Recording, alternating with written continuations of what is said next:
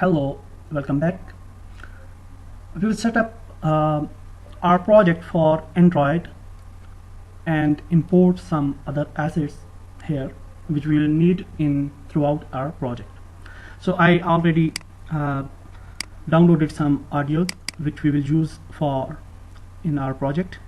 These audios are related to some waterfall audio and start audio, fire audio, and coin sound, etc. You can find these audios from Google search.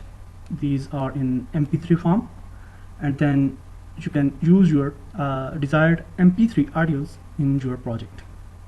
So I just pick and drop these audios folder in my project, and now the assets are importing here. So I also, after finishing this video, I will import other these assets which we'll need in our project. So when we will start new video, then we should have that assets available here. So audios are here, that's fine. Now we'll switch our platform from desktop to Android, because we are making a game for Android App Store. So for that purpose, actually this process we can do at the end, but I will do this in the start so that our game should not have any bug till the end. So it will be smooth throughout the course. Everything will be smooth and accordingly. So we'll just go to File and Build Settings, and then we'll switch our platform from PC to Android.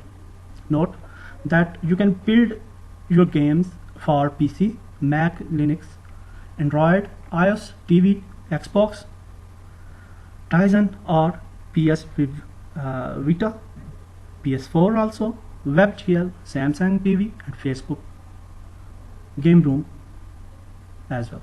Also, you can make virtual reality games in Unity as well, very easily.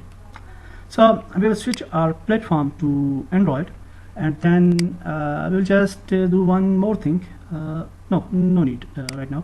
We'll just move to Android and click on switch platform. So our assets will be re-imported for target platform. So that's we are doing in the beginning, so that in our project you'll not hopefully face any bug or any problem.